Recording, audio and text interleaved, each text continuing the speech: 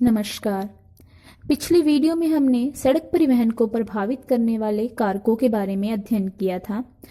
आज की इस वीडियो में हम सड़क परिवहन के विकास को भारत के संदर्भ में जानेंगे।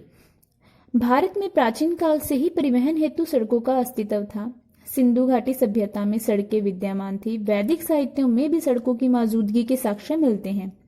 भारत में सड़कों का विकास आंतरिक प्रदेश में स्थित महत्वपूर्ण केंद्रों को आपस में जोड़ने के लिए किया गया और धीरे धीरे तटीय क्षेत्रों तक इसका विस्तार हुआ। दिल्ली, आगरा, अहमदाबाद, इलाहाबाद, वाराणसी तथा दिल्ली और लाहौर बहुत पहले ही सड़कों द्वारा जोड़े जा चुके थे।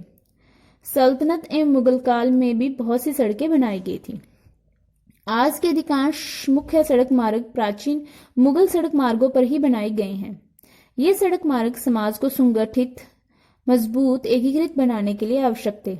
भारतीय इतिहास के मध्यकाल में शेरशाह सूरी ने बंगाल की सोनार घाटी को सिंधु नदी से जोड़ने के लिए शाही राजमार्ग का निर्माण करवाया।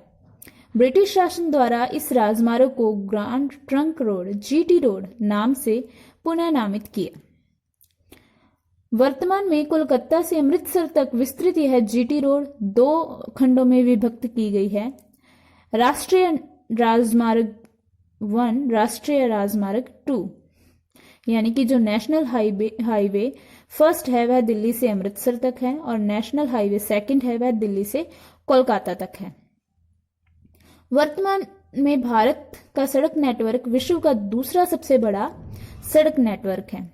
इसकी लंबाई लगभग 54.72 लाख किलोमीटर है। अब हम जानेंगे सड़क परिवहन के महत्व के बारे में। भारत में सड़क नेटवर्क द्वारा 65% से अधिक माल ढुलाई और 80% यात्री यातायात का संचालन करते हैं। छोटी एवं मध्य दूरियों के लिए माल तथा यात्रियों के परिवहन में सड़क परिवहन की महत्वपूर्ण भूमिका है। सड़क परिवहन एक पूरक तंत्र प्रदान कर पूर्ण परिवहन तंत्र की क्षमता को बढ़ा देता है। इससे फार्म, खेतों एवं खाद्य खदानों आदि जैसे कच्चा माल के स्थानों को फैक्ट्रियों, कारखानों से जोड़ना संभव हुआ है।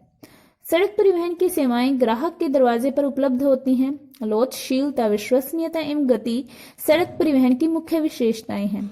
रेलगाड़ी के विपरीत यात्रियों की सवारी के रूप में सड़क पर चलने वाले वाहन लोचदार होते हैं क्योंकि वे कहीं पर भी सवारी को उतार या चढ़ा सकते हैं, जबकि रेलगाड़ी केवल स्टेशन से ही सेवा प्रदान कर सकती है। पहाड़ी, असमतल एवं मरुस्थलीय क्षेत्रों में रेल मार्ग नहीं बन सकते, जबकि ऐसे क्षेत्रों में सड़कें बनाना संभव है। साथ ही सड़कें सीमा पर सुरक्षा व्यवस्था को भी मजबूत बनाती हैं।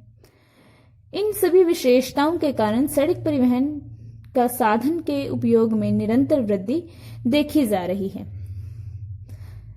अब हम बात करते हैं सड़कों के वर्गीकरण की। तो भारत के निर्माण एवं रखरखाव की दृष्टि से सड़कों को मुख्य रूप से 5 वर्गों में विभाजित किया जा सकता है। सबसे जो पहला वर्ग है वह है राष्ट्रीय राजमार्ग। इन सड़कों का निर्माण एवं रखरखाव केंद्रीय सरकार के नियंत्रणाधीन होता है। इन्हें राष्ट्रीय राजमार्ग के नाम से जाना जाता है। भारतीय राष्ट्रीय राजमार्ग प्राधिकरण को राष्ट्रीय राजमार्गों के विकास, रखरखाव, प्रचालन का उत्तरदायित्व सौंपा गया है। साथ ही यह राष्ट्रीय राजमार्ग की गुणवत्ता में सुधार हेतु शीर्ष संस्था है। कौन सी? भारतीय राष्ट्रीय राजमार्ग प्राधिकरण, जिसे NHAI भी कहते हैं। यह 1995 से कार्यरत है। सामरिक क्षेत्रों तक रक्षा सामग्री पहुंचाने, सेना के आवागमन तथा अंतर्राज्यीय परिवहन हेतु राष्ट्रीय राजमार्गों का उपयोग किया जाता है। ये सड़कें विभिन्न राज्यों की राजधानियों, प्रसिद्ध नगरों एवं जंक्शनों को आपस में जोड़ती है। वर्तमान में राष्ट्रीय राजमार्गों की कुल लंबाई 1,15,435 किलोमीटर है। हालांकि इसके तहत कुल सड़क नेटवर्क का केवल 1.8% भाग ही सम्मिलित है, परंतु देश के कुल यातायात का लगभग 40% भाग राष्ट्रीय राजमार्ग वहन करते हैं। राष्ट्रीय राजमार्गों की सर्वाधिक लंबाई महाराष्ट्र में है। ध्यान रहे, वापिस से रिपीट कर रहे हैं, राष्ट्रीय राजमार्गों की सर्वाधिक लंबाई महाराष्ट्र में है। इसके बाद उत्तर प्रदेश, राजस्थान, मध्य प्रदेश एवं कर्नाटक का स्थान आता है। चौड़ाई के मामले में राष्ट्रीय राजमार्गों का प्रतिशत 31 मार्च 2015 को जो सर्वेक्षण हुआ था या वहां के जो उपलब्ध डाटा हैं उनके according single lane 31.73%, double lane 46.64%, 4 लेन या 6 लेन 8 लेन 21.63% है। भारत में कई महत्वपूर्ण राष्ट्रीय राजमार्ग उत्तर से दक्षिण तथा पूर्व से पश्चिम में विभिन्न स्थानों को जोड़ते हैं। शेरशाह सूरी मार्ग का ऐतिहासिक महत्व है, जैसा कि ऊपर आपको पहले वर्णन किया गया था कि वर्तमान में इसका जो पहला खंड नेशनल हाईवे फर्स्ट के नाम से जाना जाता है, यह दिल्ली से अमृतसर को जोड़ता है, तथा दूसरा जो भाग था नेशनल हाईवे 2 था, जो कि दिल्ली को कोलकाता से जोड़ता है। नेशनल हाईवे जो थर्ड है आगरा को ग्वालियर, इंदौर तथा नासिक से होता हुआ मुंबई से जोड़ता है। नेशनल हाईवे 44 जो कि पहले क्या था, नेशनल हाईवे नंबर 7 था, सबसे लंबा राष्ट्रीय राजमार्ग है। यह सड़क श्रीनगर को नागपुर, हैदराबाद, बेंगलोर तथा मदुरै से होते हुए कन्याकुमारी से जोड़ती है।